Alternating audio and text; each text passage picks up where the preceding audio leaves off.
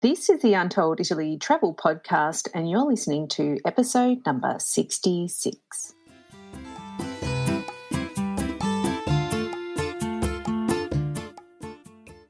Ciao and benvenuti to Untold Italy. I'm Josie. And I'm Katy, and we're here to help you plan your trip to Italy. Between us, we have many years of travel experience, and we want to help you uncover your own, as yet untold stories and adventures in Italy.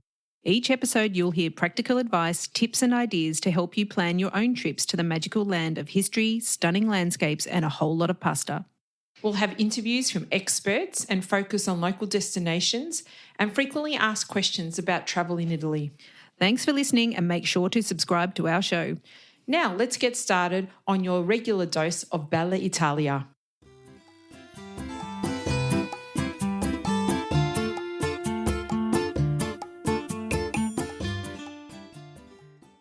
Benvenuti, ciao to everyone listening wherever you are in the world. It's Katy here with another episode of Untold Italy travel podcast, and one that I hope inspires you to hold on to your Italian dreams and learn some great tips about travel in Italy. Travel to Italy is not currently possible, unfortunately, but after a year of the pandemic, shoots of hope are appearing. And while we may need to be patient for a little longer, we cannot let go of those dreams, as they are the things that make life all the more special. For this week's episode, we're doing something a little bit different and hearing from one of our listeners who followed her dreams and went on her trip to Italy in 2019. She tells us her experience planning her trip, how it went when she finally got there, lessons learned, and things she'd do differently. We're going to do a bit more of these episodes because I think it's always a great idea to hear others' perspectives on how they plan their travels. If you'd like to share your story and your trip report with us, then drop us a line at ciao@untolditaly.com. Our guest today is Canadian Valerie Hansen, who currently lives in Seattle. Valerie and I have known each other over the years through her travel blog, Leopard, but it wasn't until she joined our Italy travel planning community on Facebook that we got to know each other a little better. You see, Valerie had planned a trip to northern Italy with a friend, but at the last minute, things went a bit, shall we say, pear-shaped or awry, and she had to do some quick thinking and reorganising to get things back on track. Let's hear from Valerie now about how she planned her trip to Italy and what she discovered when she got there. Benvenuta, ciao, and welcome to the Untold Italy podcast, Valerie. Thank you. Hey, I'm glad to be here. Thanks for having me, Katy. Oh, it's great to have you on the show today, Valerie. I was just telling our listeners a little bit about your background, but could you tell them your story and what inspired you to visit Italy? Sure. So I'm a travel blogger, content creator. I've been traveling for several years with my husband and my kids. When they were little, we did a lot of road trips, but I never really traveled solo or ventured abroad till I was past 50. So being in some travel blog groups online really fueled my wanderlust. Yours was one of them. I used to see in the female travel bloggers group and others in there that have traveled all over abroad. So that really fueled my wanderlust to want to go to Italy. And a girlfriend of mine asked me in September of 2019 if I would like to go to Europe. And she had been there several years ago backpacking in Spain, France, all over Western Europe. And so I felt confident to go with her because she already, had been there and knew what she was doing. Well, at the last minute, she could not go. She had a family issue. It wasn't really emergency, but it was a serious thing. And so I understood, but at the same time, I freaked out. And thankfully, your group rescued me, Untold Italy, or Italy travel planning, rather, which is a thing off your blog. Anyway, that rescued me and helped me plan my trip and gain confidence to go as a solo female to a foreign country. And if it hadn't been for that, I don't think I would have went.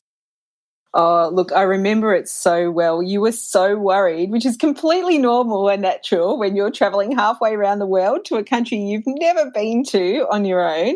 And it was just an amazing response. And I actually will never forget it because so many people just came and said, Valerie, you've got to go. You've got to go to Italy. You're going to love it so much. And thankfully you built up the confidence to do it. And I'm just so happy that you did. Yes, I'm very happy. It was the trip of a lifetime. The memories are forever etched in my head. I will never forget them. And yeah, it was one of the most amazing trips of my life. Oh, I can't wait to hear all about it. Okay, so let's just take a step back and have a chat about what you planned for your itinerary. So you were going to visit northern Italy, weren't you? Correct.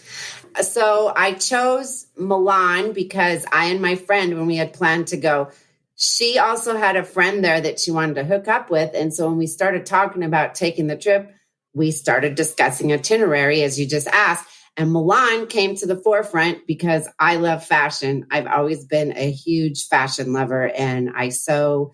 And my blog was originally about fashion. And as time went on, I added travel. So now travel is my main niche, but fashion is still there. So anyway, going to Milan, the fashion capital of the world, was always a dream of mine. So I made that my home base. And then when it ended up that I was going to go by myself, I was like, oh gosh, what am I going to do now? How am I going to visit all these other places? Am I going to reserve a hotel 2 days over here, a day over here, take the train, lug my suitcase on the train, 4 different times? And I'm like, no, I'm not going to do that. And then when I talked to several women in your group, some of them advised me, well, if you could stay in one place. And I even thought of that myself too. So I planted myself in Milan, close to Milano Centrale. It was about 5 minutes from the train station. And it was awesome because every other day I was there for a total of 9 days, including my flying time, which was not enough. Big mistake. If you go to Italy, don't stay for a week. It's not enough. But anyway, yeah, I did day trips every other day, and that worked out great. Yeah. And Milan is such an amazing city. I think some people who have been to Rome or Florence, they get to Milan and sometimes they think, they're a bit disappointed because doesn't have that necessarily that old world feel, but boy, is it exciting. Like I find it a really fun, exciting city, and it's got all the fashion and the design elements as well. What did you love about it?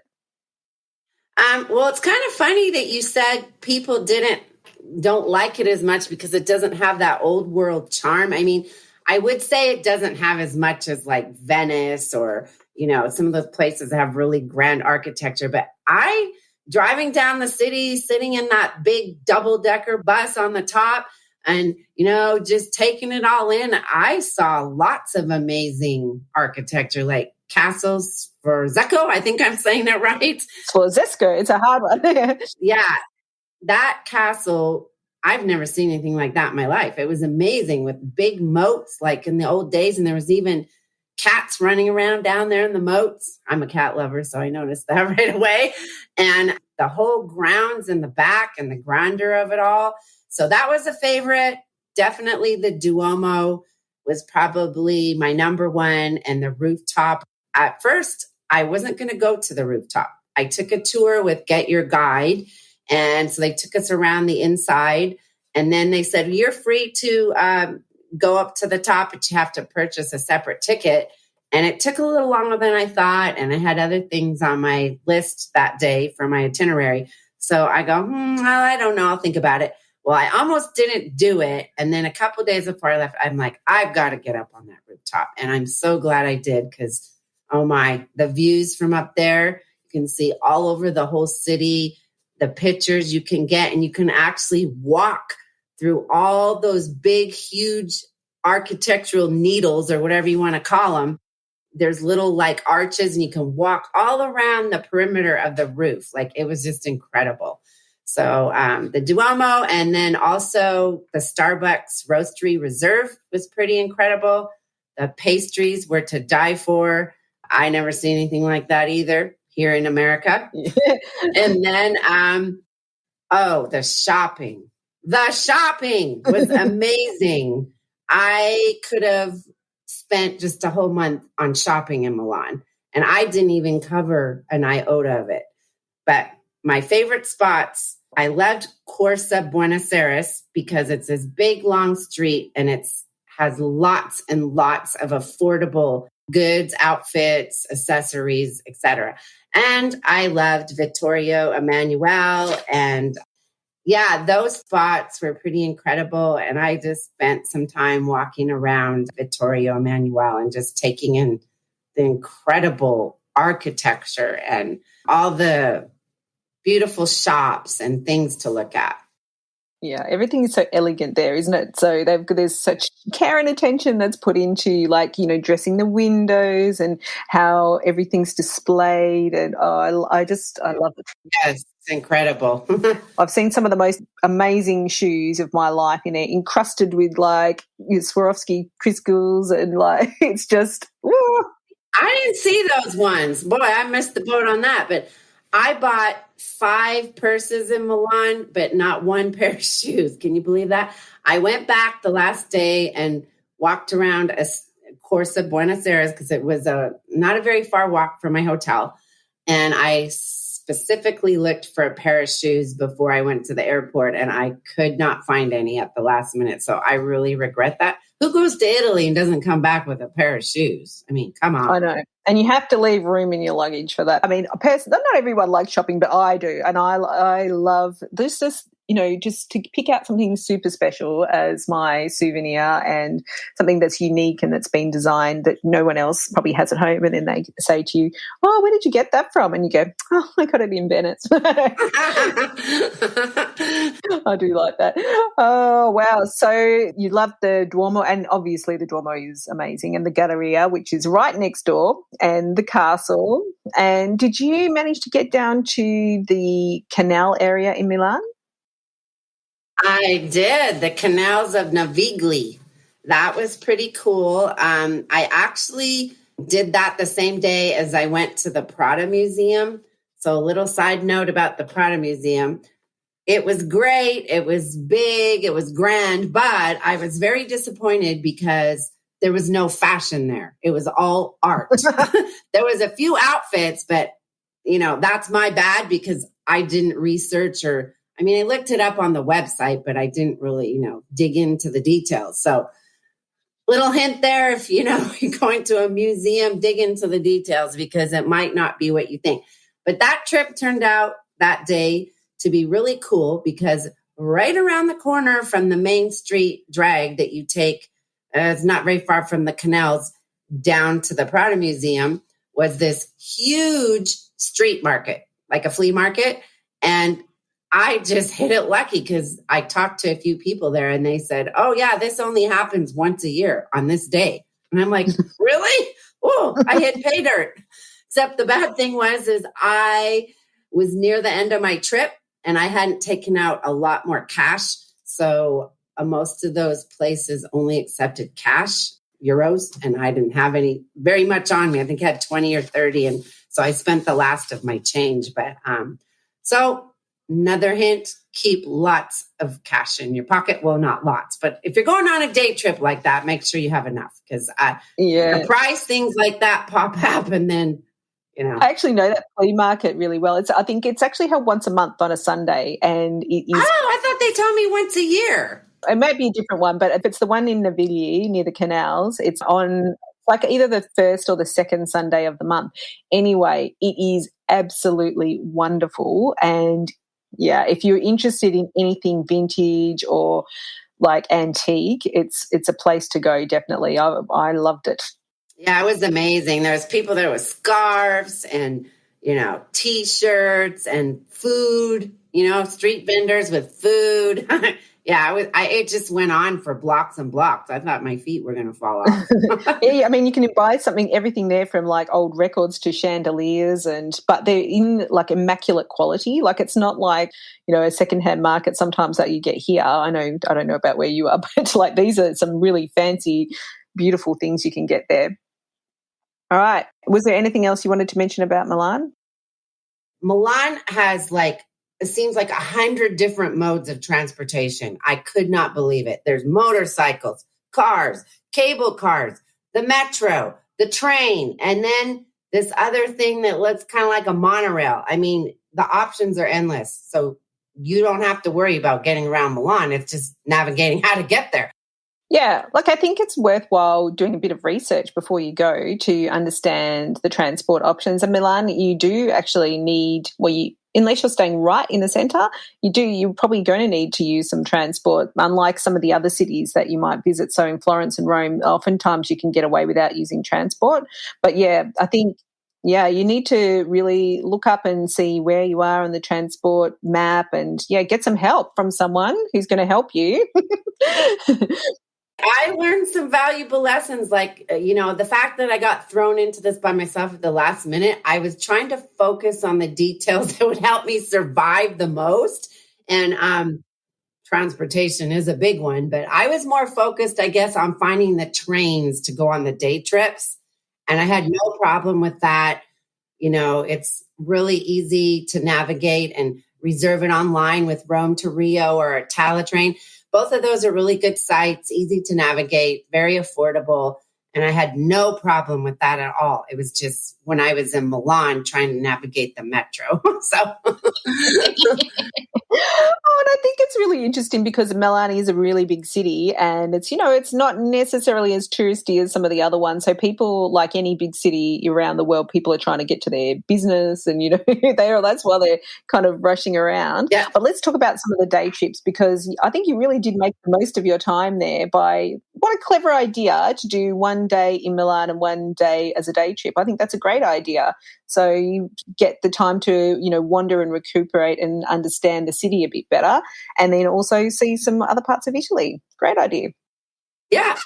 So the day trips I did from Milan were Cinque Terre, Venice. So those two I did on my own. I planned the whole thing on my own, taking the train and, doing the sites on my own. The third one was a bus tour that left from Lugano, one of the main train stations, just over from Milano Centra. The name of it has left my mind, but it's a pretty popular one. One of the bigger train stations. And so get your guide tour leaves out of there and you'll see it when you reserve the tour. But anyhow, it was a bus tour and both of the agents on the bus were very knowledgeable. They were locals. And so they took us over the Italian border into Switzerland to Lugano, Switzerland. And we spent 3 hours there. Then we went about 15 minutes and hopped on a ferry.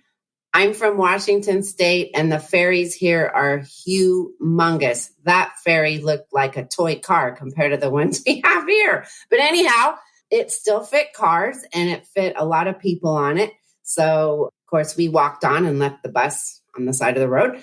And we went to Bellagio, and Bellagio is so dreamy. It's like you're in another world. Oh, my goodness. And in Bellagio is where I had the very best meal. I sat on the waterfront overlooking Lake Como. It was in late October, and the hot sun was beating down. It was about 75 degrees, clear blue skies, pre-Alps, backdropped all around us.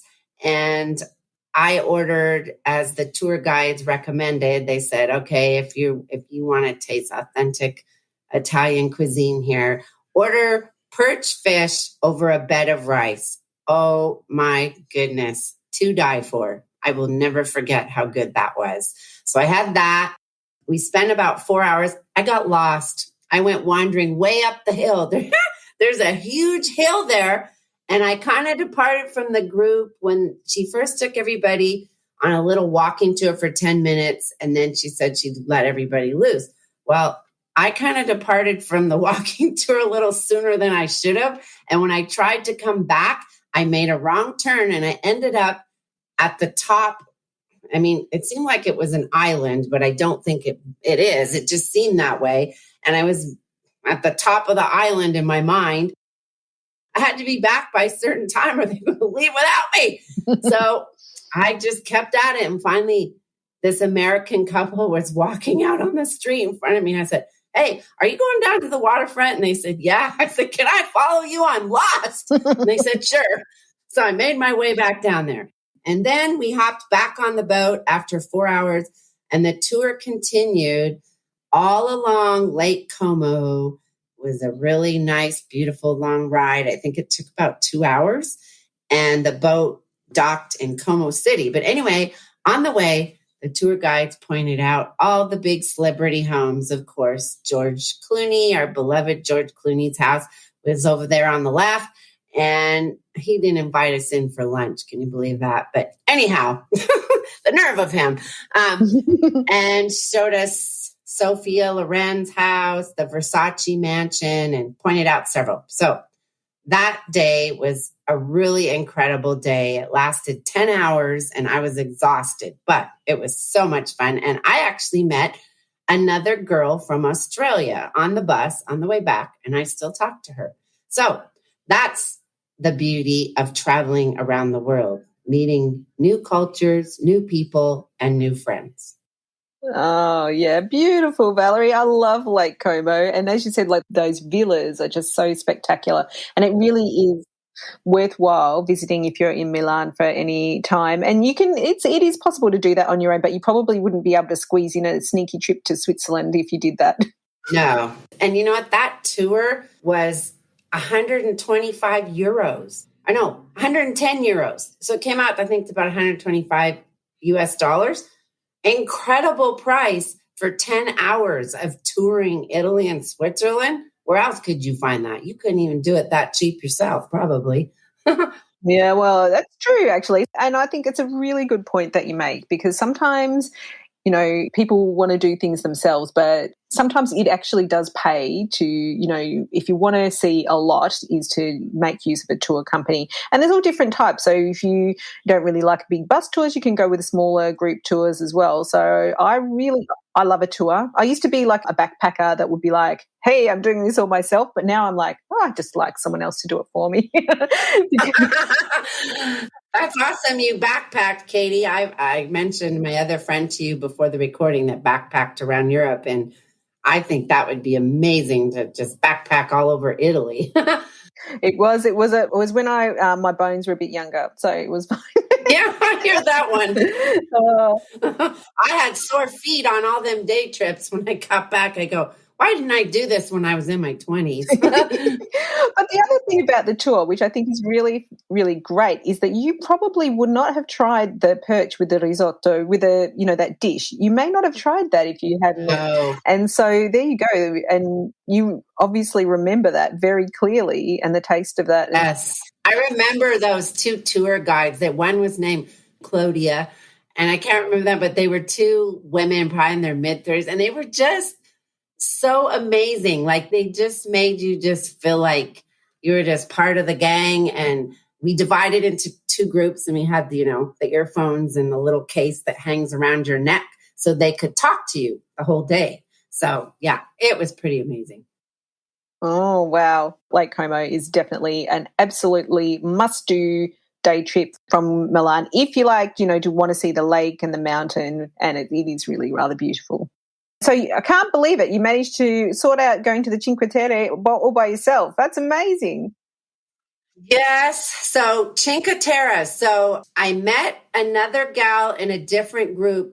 She was from Chicago, I believe. And she said, I'm going to have an Airbnb in Rio Maggiore for 3 days. So if you come between those 3 days, I would be happy to, hang out with you and host you and show you around. So I was like, yay. Well, the morning I left for Cinque Terre, the weather was great in Milan, but another story down in Cinque Terre.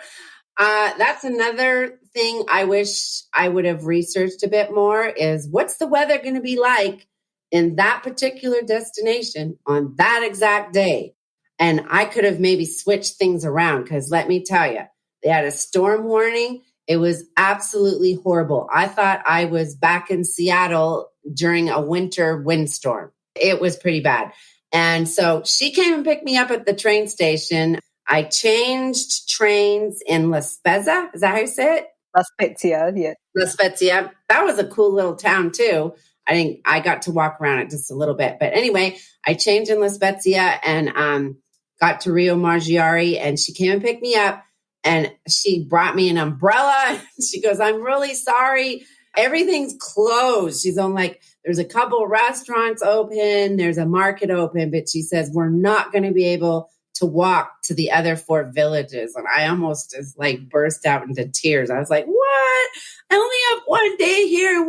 We can't even do anything. So we went to her Airbnb, which that was a highlight of the day because it had an incredible view with shutter windows that opened out to the ocean there. And there's the colorful boats, all, marooned there in the bay, and all those boats there in bright colors, and all the, beautiful little apartments stacked up, and, the bright, cheery stucco colors, everything you see in the pictures, it's exactly what it looks like.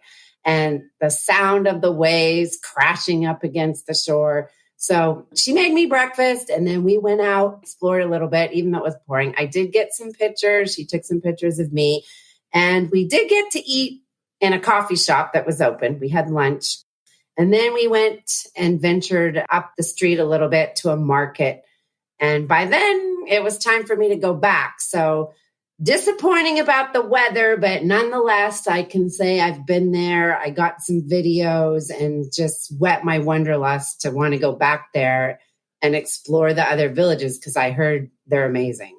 Valerie, I'll tell you right now, the same thing happened to me.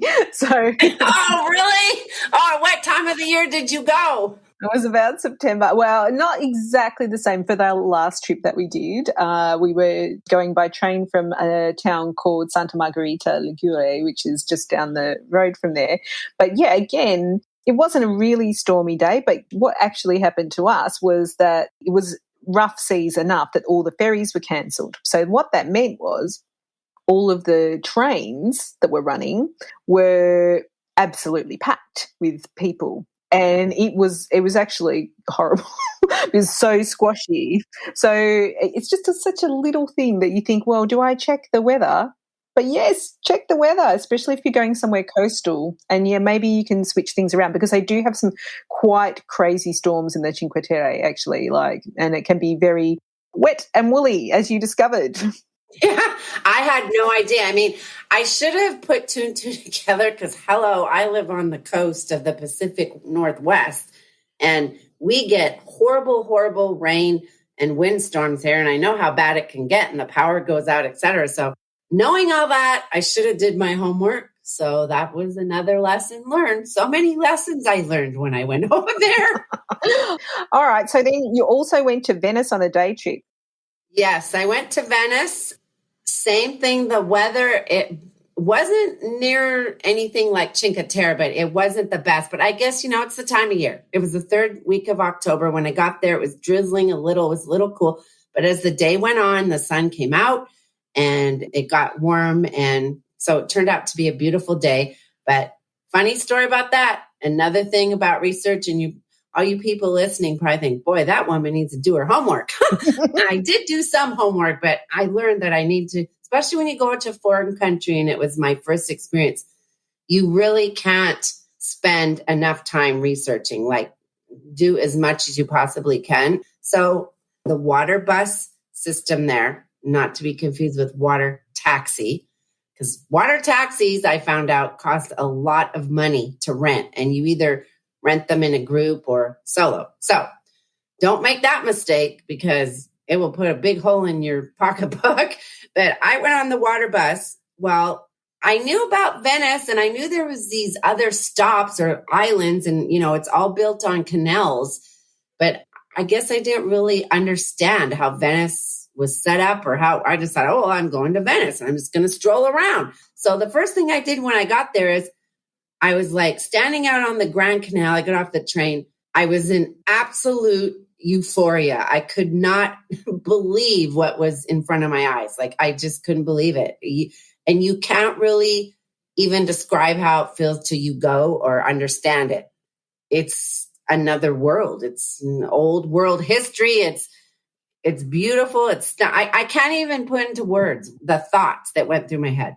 Yeah, I have that same emotional experience with Venice, and my jaw just drops. It's like, how is this even real, this place? I know, right? It's like, is this for real? Is this fake?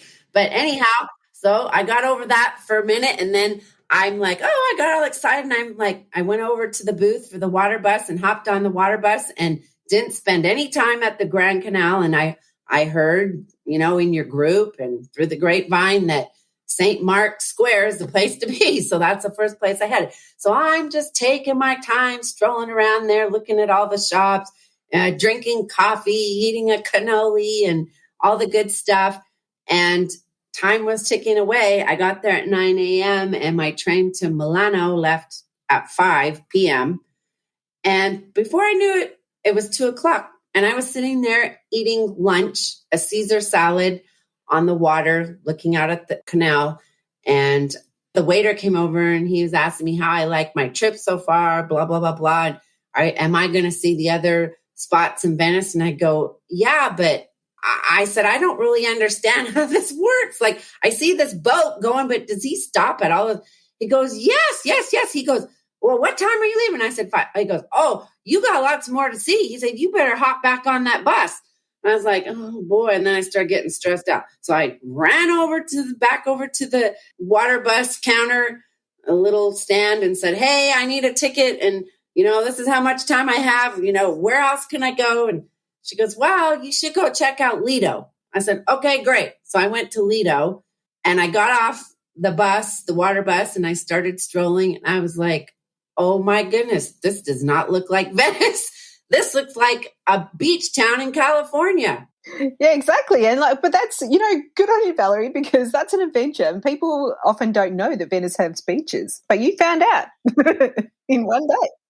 Yeah. And so I walked straight to the beach. The beach was at the end of the island and it was just gorgeous, big heaps of brown sand. And I thought I was on Coronado Island. To me, that's what it looked like in San Diego. And there was kids playing in the sand and there was a little beach cafe and the music was playing.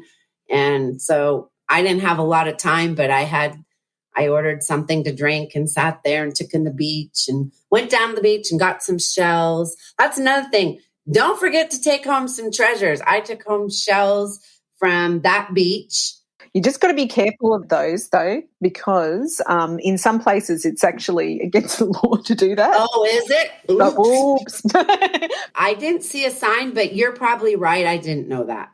I didn't take very many. I took like 3. And then I took some rocks off the lake in Lake Como. Is that against the law too? Not sure. It's really interesting, though, because I think, some of the things that this is, again, a cultural thing and it comes down to research, right, is that some of the places, particularly down south, there's some really interesting mosaics and things that wash up and, they can actually be, thousands of years old. So that's why they have these rules. Well, thanks for educating me. So next time I won't take any shells because I don't want to end up in the Italian jail.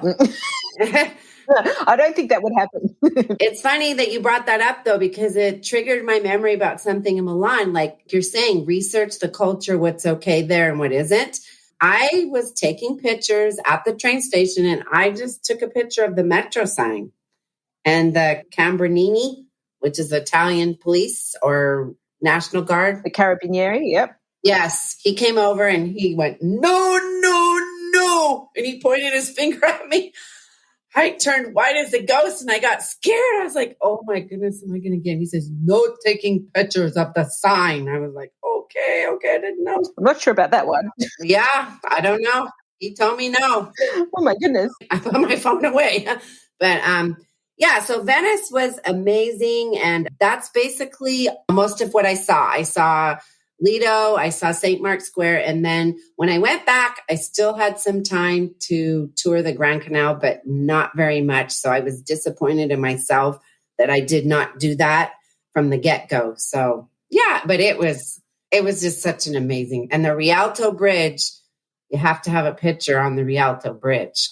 Venice is stunning and you can really spend days and weeks there actually just exploring. So, and I think that's true of anywhere really. You can really, on a day you can just scratch the surface. But I'm really proud of you that you got to the Lido because it's an experience that some people don't have. And what a great suggestion from just talking to someone and, finding out a suggestion. Yeah. But again, I have to say you can do a lot of research on the Vaporetto, which is the water bus there, but They don't make it easy. I've got to be honest with you. It's not the easiest thing to figure out. No, it's not, because I did look up their website and all the problems I encountered with that, I would have really never found that out from their website. And then there was the language barrier. So this has like really taught me that when I go to another country, I need to really try hard to learn more of the language, because in the end, you lose out on things because of the translation and not understanding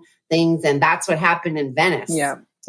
I missed out on seeing more of it because I didn't understand how it worked. And then when I tried to talk to people, it didn't come across. Yeah, look, and it's really just such great learning. I love this conversation, Valerie, because you've gone in with such an open mind, and you've also, it was a challenge for you when the people that were in the group and that saw you post, we knew that it wasn't the easiest thing for you to do, and you got in and you did it. But I love that you've like taken all these things on board and you've really, got them and you've learned. It's so great to hear. Was there any other learnings or things that you learned? The one other thing is when you order coffee in Italy, they're known for their delicious coffee. If you say coffee, like if you're just meaning drip coffee, you're going to get espresso. I learned that lesson too. But there was a little coffee shop right down from my hotel in Milano. Every morning I went there and got a coffee. And the fellow that owned it actually was from Egypt. That was another surprising me in Milan. A lot of the businesses were owned from people from Middle Eastern countries. I was surprised by that, but quite a few, yeah. And so that was really cool to get, their perspective on things. So that was one thing. And then one big, huge tip. This was the thing that led to me having a huge meltdown the day I got there. So, of course, I had been on the airplane for 24 hours without sleep. I had a stopover at Charles de Gaulle in Paris and then into Milan. And anyways, when I got to the airport, that experience was fine. I took the train from Malpensa into Milano Central. So I remember asking in the group about international phone service and all that kind of stuff. And, a lot of people chimed in and said that their particular carrier had, international service and it was really great. But if your carrier does not offer that, which mine did not, they said you can purchase a TIM card instead of a SIM card. And they said you can get it down in the bottom floor of the Milano Central train station. So my main goal when I got there was to try to find my hotel. And I was depending on this SIM card business with the TIM card to work. So I hurried down there and asked the guy if I could buy one. And he said, sure. And he sold it to me. And then I said, well, aren't you going to put it in for me? Because I had no clue how to do it. And he said, no, I'm not going to do that. I can't. I said, what? I said, well, I don't have a tool. First of all, I know where it comes out. I shouldn't say I didn't know how to do it, but it wasn't the easiest thing in the world. Like you have to have the right tool to open it. So I couldn't get it open. And by then I was in tears because I was like, how am I going to find my hotel now? Because my internet wouldn't work. So I went back up to the first floor and I started scouring the crowd, trying to, maybe find somebody that looked American, I don't know, or, that spoke English. And I stepped outside and there was a podium there for buses going back to the airport. So I'm like, that guy has to speak English because all these people are coming here, to reserve a bus. So I went over there, said, hey, I'm lost and I'm trying to find my hotel. I just got here, my internet. So do you speak English? Yes, I do. I said, oh, thank you. Can you tell me where so-and-so hotel is? And he said, yeah, it's just 5 minutes, this way, turn right, left. Well, when I first looked out the door of the train station, instead of the streets running crossways or parallel to each other, it looked like a big fan. Like all these streets were like, like the sun. Just all these legs off of the train station. I'm like, I have no clue where to go.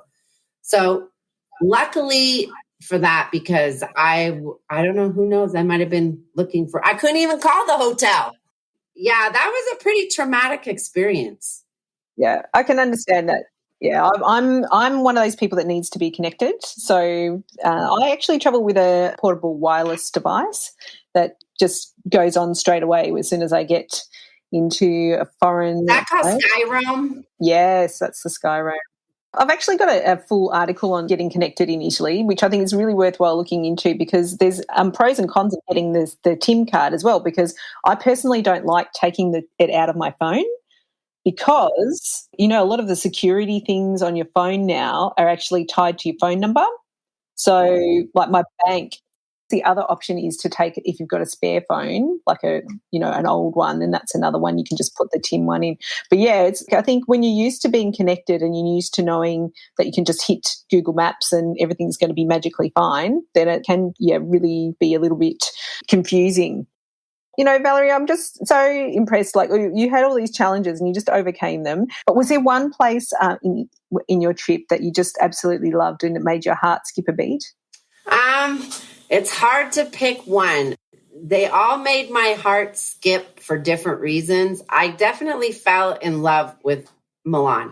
Like you said, to some people, that's not the most popular spot, but I definitely fell in love with it. I want to go back there.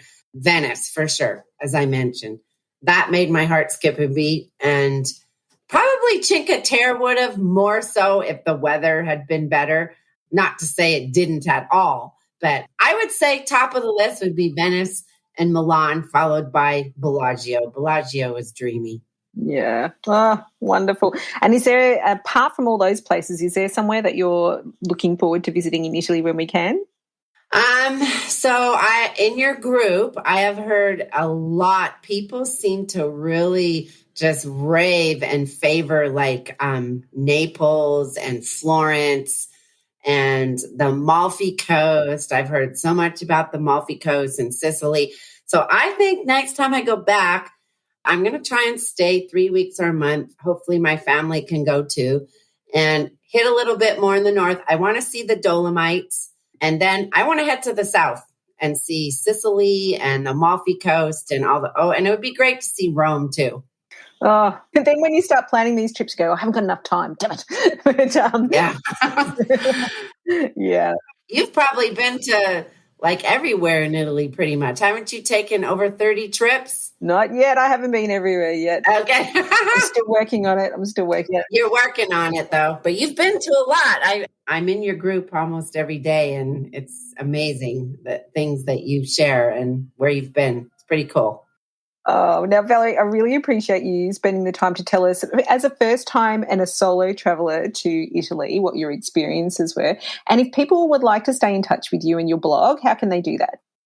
Okay, so my blog, as I mentioned, is for midlife women who love traveling and also like fashion. It's at www.mapleleopard.com. I'm Canadian, so that's where the maple part comes from. Also, if you would like to follow me on Instagram, all my social channels are at Maple Leopard. It's all one word in small case, MAPLELEOPARD.